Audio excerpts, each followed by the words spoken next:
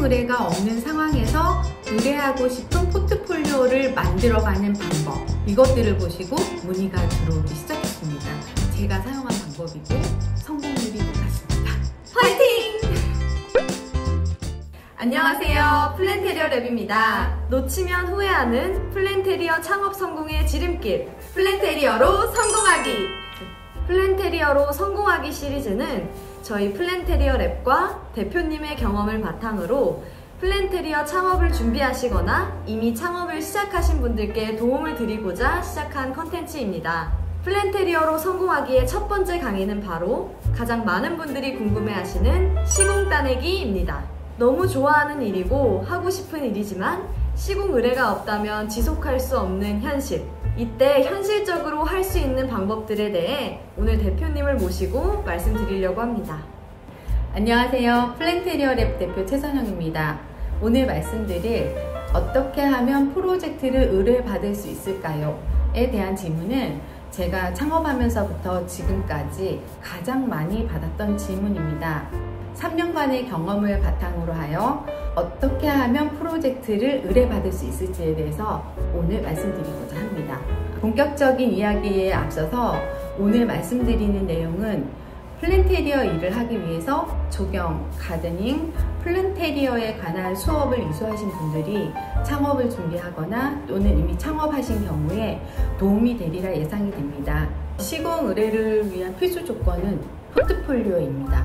따라서 의뢰하고 싶은 포트폴리오를 만드는 것이 시공 성사를 위한 첫걸음이라고 할 수 있습니다. 그러면 포트폴리오는 어떻게 만들어가야 할까요?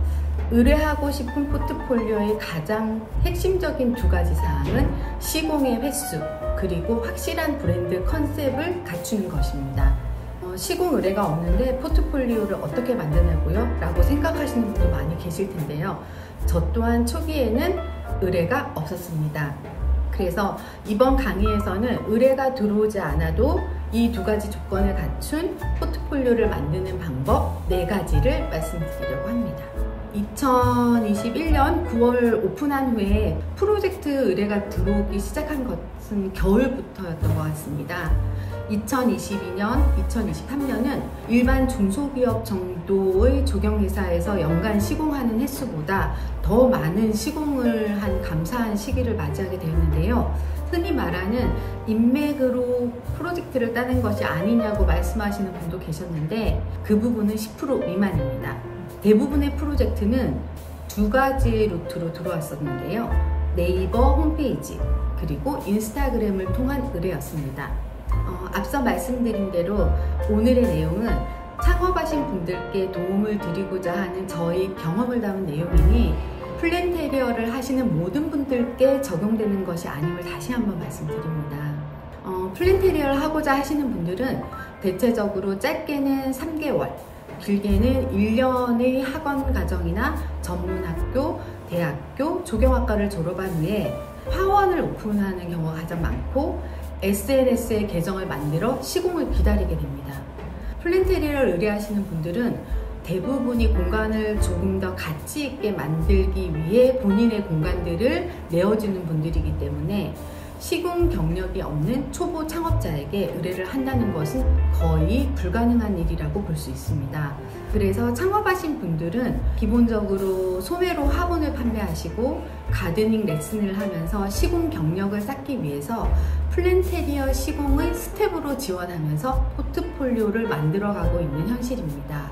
저 또한 창업 전에 프로젝트 스텝 지원을 많이 하게 되었었는데 하면서 깨닫게 된 것은 학원에서 배운 이론을 바탕으로 최대한 많은 프로젝트에 참여해야 한다는 것이었습니다. 디자인 능력이 있는데도 경험이 부족해서 창업 후에 고민에 빠지게 되는 안타까운 경우를 정말 많이 보았습니다. 기다려서 되는 일이 아니고 또 안 되는 일은 없으니 오늘 제 강의를 들으시고 나서 원하시는 플랜테리어 일을 포기하지 않으시고 꼭 이루어 나가기를 바랍니다. 포트폴리오의 필요성에 대해서는 충분히 이해하셨을 것 같은데요. 그럼 이제 나만의 포트폴리오를 늘려가는 방법에 대해서 이야기해 볼까 합니다.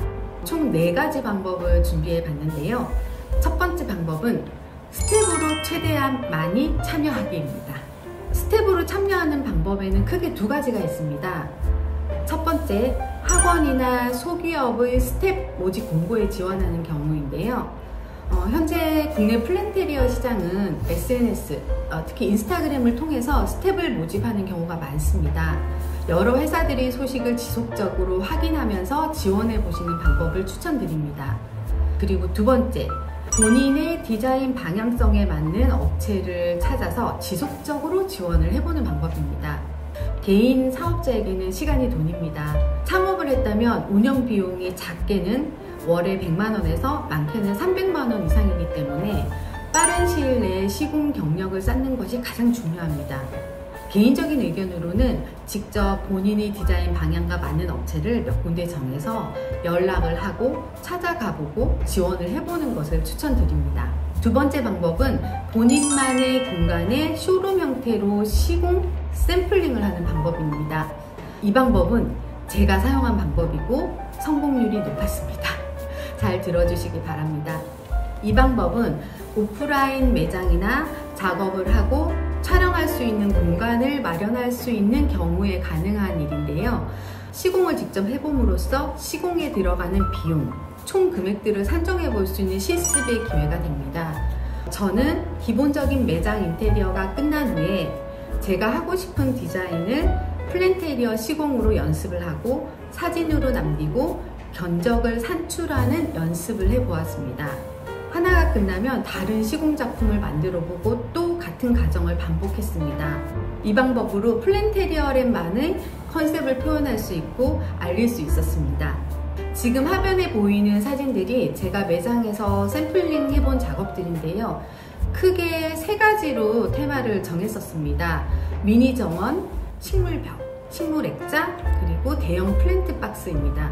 플랜테리어 랩을 준비하면서 제가 앞으로 하고자 하는 방향의 컨셉을 잘 표현하는 것들로 각 공간을 나누어서 샘플링을 하였습니다. 첫 번째 부분은 뒤쪽에 보이는 비닐하우스 앞쪽으로 정원을 만들었는데요. 개비온으로 전개선을 긋고 그 안에서 저희가 네 가지 정도의 컨셉으로 정원을 구현하였고, 이 정원으로 인해서 시공으로 이어진 곳이 3곳이나 있었습니다. 샘플링을 하는 것이 중요하다는 것을 또다시 한번 느꼈던 부분이었습니다. 두 번째는 식물벽인데요. 이 부분 말고도 벽마다 여러 가지 식물벽을 연출을 많이 해보았습니다. 최종적으로 저희가 시공으로 연결되었던 식물벽이라 3개를 올려놓았는데, 저희만의 컨셉을 가지고 있지만 조금 다양성을 가진 표현들을 매장 곳곳에 작업을 해보았습니다. 그리고 이 시공들은 사진을 찍어 놓고 끝나면 또 그 자리에 다른 시공으로 또 연습을 해보았습니다.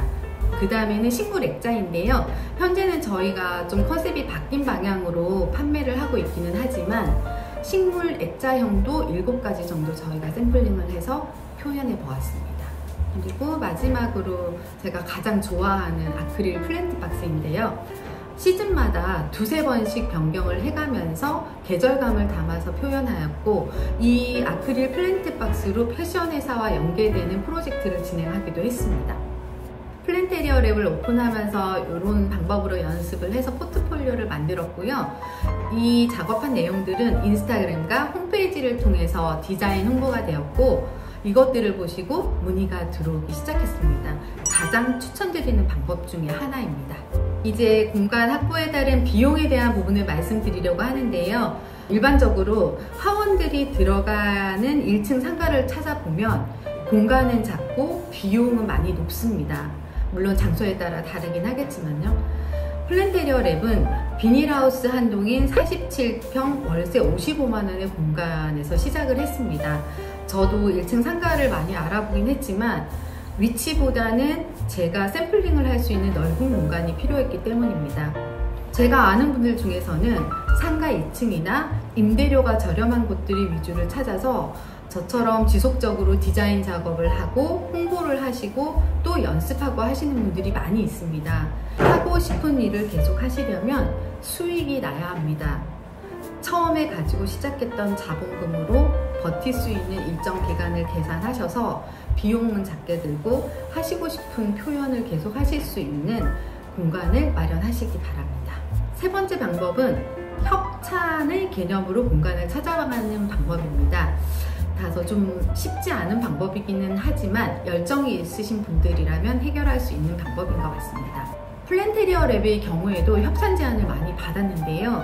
플랜테리어가 필요한 회사들 중에서 플랜테리어의 비용을 최소화하기 위해서 협업을 제안하시는 분들이 많이 있습니다.